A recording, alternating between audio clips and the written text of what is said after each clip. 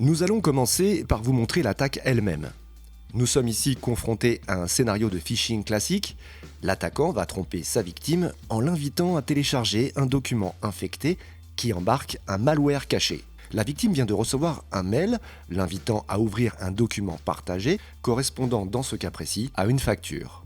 L'utilisateur suit le lien contenu dans l'email et tombe sur un site similaire à OneDrive, mais il s'agit en fait d'un site contrôlé par l'attaquant.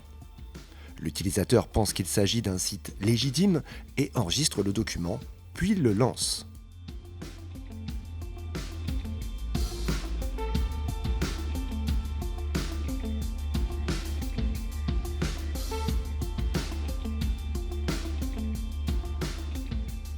Certains éléments de ce document sont masqués et nécessitent l'activation du contenu que l'utilisateur effectue avant de consulter l'ensemble du document.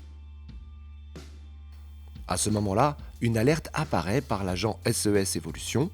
La tentative d'attaque a été détectée et neutralisée par le produit sans impact pour l'utilisateur. Voyons maintenant cette même attaque du côté de l'administrateur. Nous sommes maintenant sur la console d'administration du produit.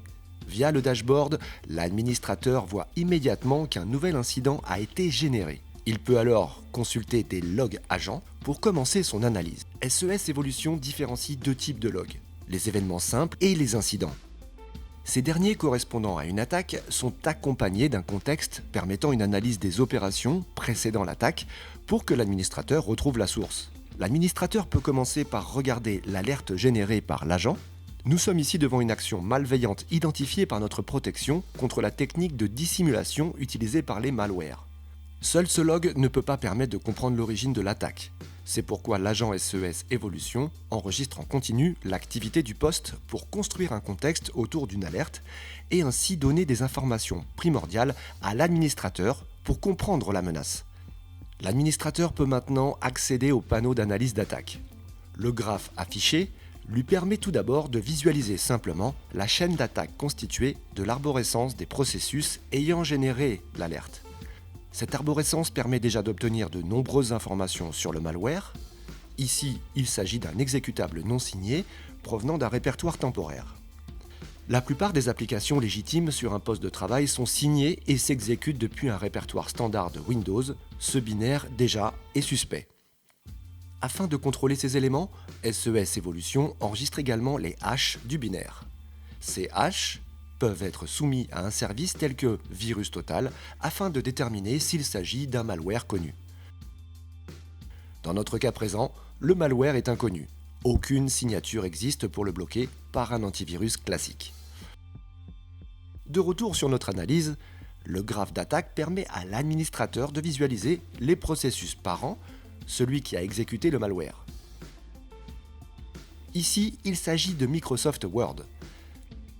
Cette application est bien l'application officielle, nous pouvons le confirmer par sa signature numérique ainsi que l'emplacement standard d'exécution. Ce qui est important ici, c'est la ligne de commande de Microsoft Word. On peut voir que l'application a été lancée via l'ouverture d'un document. On reconnaît ici notre fausse facture envoyée par l'attaquant. Une recherche du nom du fichier dans les logs collectés avant l'attaque nous permet de retrouver la création de ce fichier. Il a été téléchargé via un navigateur. L'administrateur peut alors épingler ce log afin de mettre à jour son graphe d'attaque. Celui-ci illustre les nouveaux éléments trouvés par l'administrateur, découvrant ainsi que le navigateur a été lancé par Outlook. L'administrateur peut donc reconstituer le scénario d'attaque où la victime a suivi un lien transmis par mail de phishing et a récupéré le document malveillant. L'administrateur peut encore poursuivre son analyse afin de retrouver le site où a été téléchargé le document ainsi que les autres opérations effectuées par le malware avant son blocage par le produit.